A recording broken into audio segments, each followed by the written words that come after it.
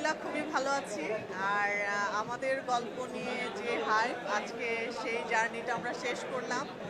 সেটার শেষ পর্ব এবং মেগা এপিসোড আজকে প্রচারিত হলো।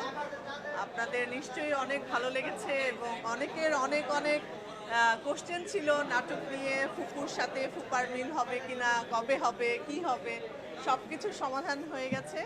তো আজকে আমরা মেগা এপিসোড দেখলাম। সব কিছু মিলে হচ্ছে আপনাদের কেমন লাগছে সেটা জানার বিষয়।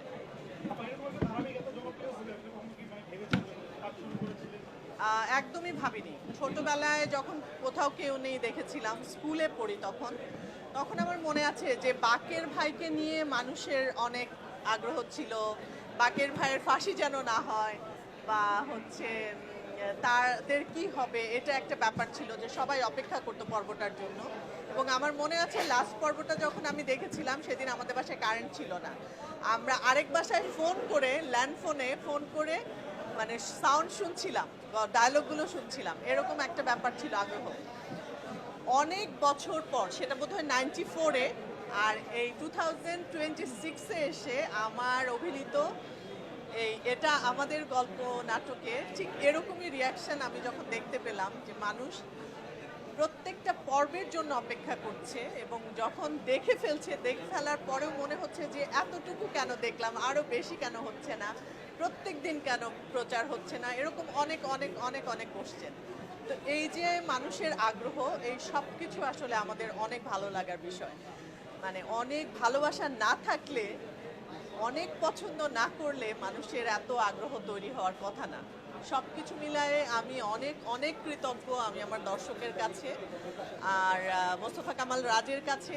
এত সুন্দর একটা সিরিয়াল সে আমাদের দর্শকদেরকে উপহার দিয়েছে এবং আমরা সেখানে অভিনয় করার সুযোগ পেয়েছি।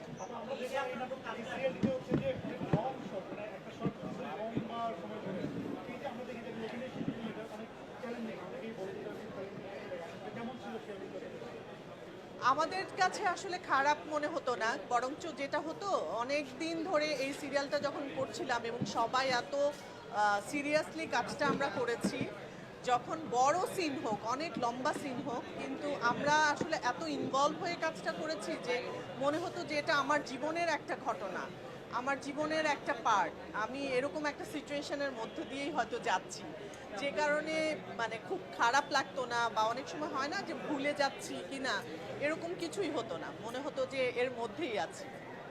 আপু আজকের এই যে যে বাইপারটা আসর এই আসর সম্পর্কে একটু জানতে চাবো যে কেমন লাগছে আর আয়োজনটা কেমন হয়েছে। বাইফার আয়োজন চমৎকার একটা আয়োজন হয়েছে। গতবার আমি এখানে জাজ হিসেবে ছিলাম, আর এবার যেহেতু আমার নমিনেশন আছে, তো এবার তো জাজমেন্টে আমি ছিলাম না, এবার নমিনি হিসেবে এসেছি। ভালো লাগছে খুবই। আর সবসময়ই পুরস্কার পাওয়া বা পুরস্কারের জন্য নমিনেশন পাওয়া বা যে কোনো নিজের কাজের সমালোচনা, আলোচনা, অ্যাপ্রিসিয়েশন সব কিছু অনেক আনন্দের, আসলে অনেক ভালো লাগে। তো সেই হিসেবে বাইফার আয়োজনটা আজকে আমার জন্য অনেক স্পেশাল। আমার অনেক ভালো একটা কাজের সাথে সাথে রিয়াকশন আমরা দেখতে পাচ্ছি এবং এটার জন্য নমিনেশন পেয়েছি। সব কিছু মিলে খুব ভালো লাগছে। বাইপার যে আয়োজন এই আয়োজনে আসলে বর্তমানে যারা শিল্পী আছেন তাদেরকে আসলে অনুপ্রেরণা আসলে পুরস্কার তো সবসময়ই অনুপ্রেরণা। তো আমার কাছে মনে হয় যেই পুরস্কারটা পাক, যেই ক্যাটাগরিতেই পাক না কেন, তার যে কোনো আর্টিস্টের জন্য এটা আসলে অনেক সম্মানের, অনেক অনুপ্রেরণার। তার পুরস্কার পেলে সামনে আরও ভালো কাজ করার একটা আগ্রহ তৈরি হয় এবং আমার মনে হয় চ্যালেঞ্জ তৈরি হয় যে আমাদেরকে সামনে আরও অনেক ভালো ভালো কাজ করতে হবে, এই নিজের ভেতরে এই তাগিদটা তৈরি হয় সবসময়। তো শেষ প্রশ্ন, আপনাকে আমরা সেই 90s থেকে দেখে আসছি, এখন 2016। জি, তো এই যে একটা ট্রান্সফর্মিং অভিনয়, নাটক এবং সবকিছু মিলিয়ে আপনি এটাকে কিভাবে দেখেন? আমি তো খুব ভালো মতো দেখি, কারণ 99 থেকে আজকে 2026, 27 বছর ধরে আমি অভিনয় করছি। তো আমার কাছে মনে হয় যে আরও 27 বছর যদি আমি কাজ করতে পারি, তাহলে তো আরও ব্যাপারটা অনেক আরও সুন্দর হবে। আপুর সামনে মা দিবস খুব সংকটে তো আপনার মায়ের উদ্দেশ্যে এবং আপনার মাকে নিয়ে আপনার মাকে নিয়ে মা দিবসে আমি আমার মাকে বলবো যে আমার মা আমাদেরকে এই জায়গায় আজকে দাঁড় করিয়েছে। কারণ আমার মা সিঙ্গেল মাদার ছিলেন, আমার খুব ছোটবেলায় আমাদের বাবা চলে গেছেন। তো আমার মা একা আমাদেরকে বড় করেছেন।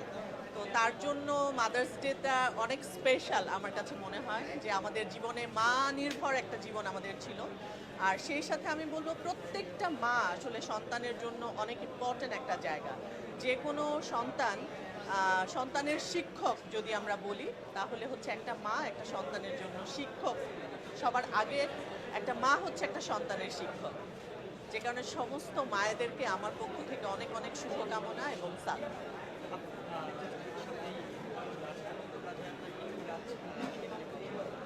ঈদুল আজহায় আমার বেশ কিছু কাজ আসবে। মোস্তফা কামাল রাজের তোমাদের গল্প 2 আসবে, আর আরিফ খানের একটা চ্যানেল আয়ের জন্য একটা কাজ করেছি, ওটা অনেক সিনিয়র আর্টিস্টদেরকে নিয়ে।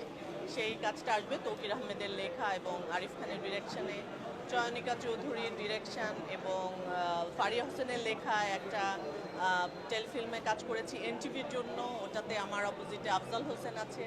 সো সব কিছু মিলে আসলে আমি খুবই হ্যাপি যে অনেক ভালো ভালো কাজ করতে পেরেছি। ইনশাল্লাহ অনেক ভালো কাজ আপনারা দেখতে পারবেন। Thank you very much. Motherland 24 মাতৃভূমি বিশ্ব সংবাদ 24 ঘন্টা।